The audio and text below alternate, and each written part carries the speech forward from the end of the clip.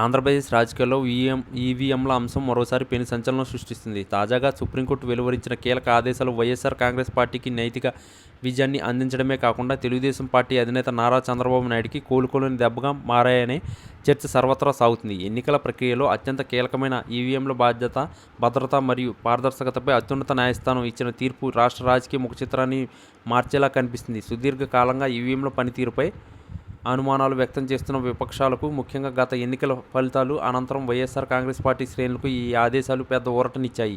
Supreme court తన తాజా ఉత్తర్వుల్లో ఈవీఎంలోని మైక్రో కంట్రోలర్ మరియు బఫర్ మెమరీని తనిఖీ చేసే ప్రక్రియపై స్పష్టతనిచ్చింది. అభ్యర్థుల కోరిక పక్షంలో ఇంజనీర్ల సమక్షంలో వీటిని క్షుణ్ణంగా పరిశీలించాలని సూచించింది. ముఖ్యంగా డేటాను తొలగించడం లేదా రీలోడ్ చేయడం వంటి పనులకు స్వస్తి పలకాలని ఆదేశించడం గమనార్హం. కేవలం మాక్ పోల్ నిర్వహించి అంతా బాగుందని చెప్పడం సరికాదని న్యాయస్థానం స్పష్టం చేయడం చంద్రబాబు నాయుడుకి రాజకీయంగా ఇబ్బందికర పరిణామమని విశ్లేషకులు భావిస్తున్నారు. ఎందుకంటే గతంలో ఈవీఎంల అంశంపై చంద్రబాబు చేసిన పోరాటాలు ఇప్పుడు ఈ ఆదేశాలు నేపథ్యంలో వెనక్కి తగ్గినట్లు కనిపిస్తున్నాయి. ఒకప్పుడు ఈవీఎంలే వద్దని బ్యాలెట్ పేపర్ కావాలని కోరిన బాబు ఇప్పుడు తాజా నిబంధనలతో ఆత్మరక్షణలో పడే అవకాశం ఉంది.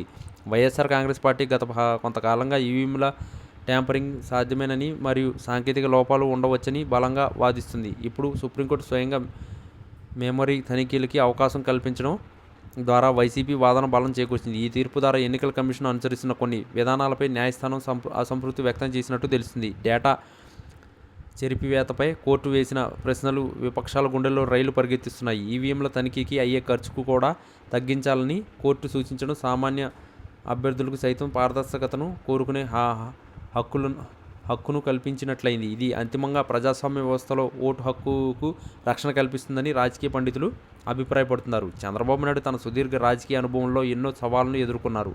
కానీ ఈసారి ఈవీఎంల అంశం ఆయనకు సంకటకంగా మారింది. సుప్రీంకోర్టు ఆదేశాల ప్రకారం జరిగే లోతైన విచారణలో ఎలాంటి లోపాలు బయటపడినా అది ఆయన రాజకీయ భవిష్యత్తుపై ప్రభావం చూపుతుంది. వైఎస్ జగన్మోహన్ రెడ్డి నేతృత్వంలోని వైసీపీ ఈ పరిణామాలను తమకు అనుకూలంగా మార్చుకుంటుంది. ప్రజల్లో ఈవీఎంల పట్ల ఉన్న అనుమానాలను నివృత్తి చేయడంలో ఇది ఒక ముందడుగు అని వైసీపీ నేతలు సంబరాలు చేసుకుంటున్నారు.